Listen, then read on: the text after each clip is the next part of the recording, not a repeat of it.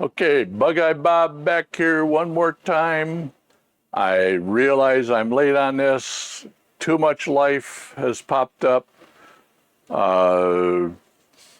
Septic system that overflowed, had to get that fixed. In the process, I found out that I need to have the leach field replaced, which will cost about $7,000. Or if I can tie into the city sewer system that they just put in, then I have to tie into the I have to tie into the city sewer system that they just put in, and that's going to cost about $7,000. So, anyways, shit happens, life occurs. I am going to switch over to doing videos once every 2 weeks. I got too much life going on to just juggle everything. I got both my sons coming in this week, and one son and his girlfriend are bringing their 2 kids, which are both toddlers, about 3 years old, if I remember correctly. Bad grandpa, I know. My one son's coming in from Western New York. The other one's coming in from New Orleans area. So I'm going to be tied up this week. So let's go over real quick where things are at, what I've got done, and what I plan on working on in the future. And we'll start off with this piece right here, which goes down here on the car, or came from down there on the car, like that. I've been working on this replacement piece, and it's getting pretty close. I may have to actually do a slice right in here to pull this back in more. One of the things I need to do is I forgot about the T-molding that needs to go between these two, so I need to get a piece of T-molding. I'll have to order that. And other than that, this is the old rusted out piece. This is the new piece. I've been TIG welding it together. It's made out of 1, 2, 3, 4, 5 pieces. 6 pieces, because I don't have the piece that's got to go on the end. There's a piece that needs to go up here curved like that on the end, along that line. Let me tear that apart a little bit, and we'll get into some more stuff that I'm working on. So right up in here, there's a piece. Shit, can you see that? You can sort of see that. There's a piece up in there that comes up and curves down around like this. The bottom of that piece comes around, and then it has a 10-degree drop down here. That piece is rusted pretty badly. I am going to take and make replacements for both sides. Those replacements look like this. This will fit over the what I can of the piece that's in there. I actually cut these too short and had to weld on edges onto them. Should have made them longer to begin with, but wasn't smart enough to. They need to have a bottom welded on them like so, and then they need to have a top piece welded on them like so. Hopefully you can see that. Show it to you on the other one. Top piece welded on like so. Bottom piece welded on like so. Let's look at the back of this thing. You can see I've got this all Pleco pinned into place. But if we come around like this, cut the pieces and bent the pieces and formed the pieces, or however you want to look at it, to run these ribs the rest of the way to here, I still have to do the 2 outside ones. The 2 outside ones are supposed to look like, this. on each side. And then these need to be bent down at 10 degrees where these lines are, all the way across. These will weld together okay, these three here. This one I didn't use a big enough piece of steel on, so I'll either have to make a new one of this or I'll probably just make a new one of these. And then I've got to somehow figure out how to make this sort of shape for the ones that go on each end. And then I've got to put in pieces that go out all the way this way on each side until they come. Let's see if I can flip this up around. Those pieces need to come out to this edge and then have a drop down on them here. And then I've got to weld in a piece that goes down to this point back here where this panel is. Can you see me? Yeah, where this panel is. This has to come back here where this panel is and drop down. Oh shit, how do I do this? About like this, I guess. So it's got to come back and drop down about like this. And then it's got to have a 1-inch flange that comes down and gets spot welded to this piece. This piece in here should also have ribs in it, but I am not going to put ribs in it because I've seen other restorers that did not put ribs in this short section here. So that's the way, in fact, I've seen them have just absolutely flat trunks in them.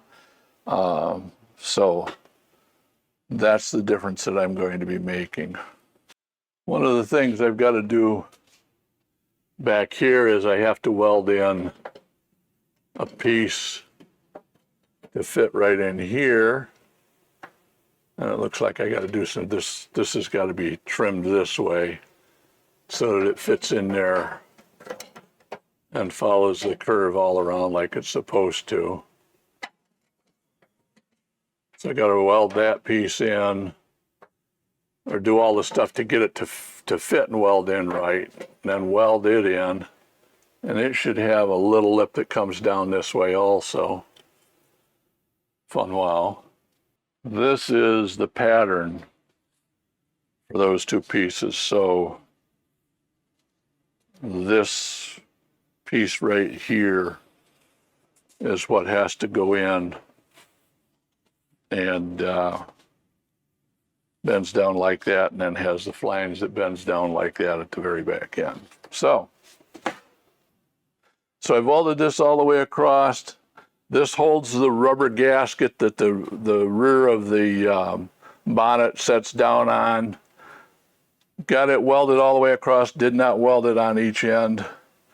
Still have to go back in and grind down the welds. That's, you know, one of these days I'm going to have to pull this thing outside underneath the canopy and spend a whole lot of time welding this or grinding this stuff down, grinding down the other piece that I'm making, grinding the rust out of the back, which is going to be a dirty, thankless job, but somebody's got to do it. Okay, so that's a wrap up of where everything's at. I have not been putting into the videos the actual work I'm doing itself. Some channels do that, some channels don't do that. It seems kind of like the videos where I do show it get more views. But that also means I'm going to put some background music behind it, which some people don't like background music. So, little poll.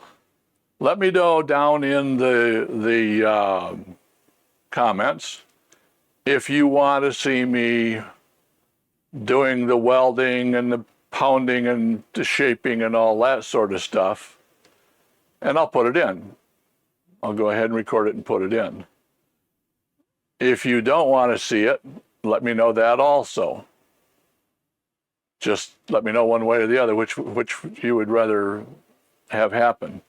And I'm actually leaning towards maybe putting more of it in. I know when I start welding, it screws up my microphones, so I will probably end up doing voiceovers on it. There are times, however, when I'm doing some welding and something happens, and it would, I think, be nice to be able to pass that along to you of what happened, why it happened, and how to fix it. I'm not the world's greatest welder. I'm getting to the point now, as you can see, if you look at the welds on this part and compare them to the welds here on this part, I think I've made some progress, but still got a long way to go, without a doubt. Actually, this part right here isn't terribly bad either. As the saying goes, a grinder and paint will make me the welder I ain't. Did get penetration all the way through, which is half the battle. Not pretty, but it penetrated. Okay, so anyways, let me know, do you want to see some of the welding, grinding, shaping, how I do the shaping and stuff? I try to include that, but I've noticed some people really like to see all that stuff, and those videos that I've included on seem to get more views than the ones where I just tell you what I've done. And I've watched other people's channels who also do car restorations, and it seems like it's the same thing with them. If all they do is tell you, I did this, this, this, and this, have you learned anything? Is it really that entertaining? I don't know. I've actually stopped watching some people that I watched for years because I realized that they're just doing the same damn thing for hours on end. For hours on end, I mean, I see hour-long videos where all they're doing is laying drainage tile. Big machine going along laying drainage tile. Other ones where for 45 minutes, all they're doing is knocking down trees with an excavator. Now that's fun to watch, but after a while, you know, when you've seen your 4,000th tree get knocked down, so that's why I've kind of cut some of this stuff out. But if you want to see it, I'll try to include it. Otherwise, I will try to include it when I'm doing something that I think explains or needs an explanation of what I'm doing it, how and why. So that's kind of where things are at. And once again, sorry folks, but I have to change it around and do the videos once every 2 weeks and hope that I can keep up with things in that. God forbid I have to get a job and start working to pay for this shit. But if that happens, then it's going to be a video a month. But hey, life happens to everybody. So, okay. So that's it. Like, share, comment, subscribe. Jump over to Patreon and sign up as a member over there for the $4 a month or whatever it is. A lot of people, you know, you're spilling that much in beer in a bar in a month, or you know, 2 bottles of water a month or whatever is what it turns out to be. So I can use all the support that I can get. And really, one of the best ways to help support is put some comments down there. Subscribe. Share this with other people. If you think I'm being an idiot doing things, tell people, tell me. That's what the comments are for. If you have questions about why I did something a certain way, put it down there, and maybe somebody else has a better idea of how things can be done. Put it in the comments. Let me know, let other people know. And other than that, you folks have a blessed day. BugeyeBob, over and out.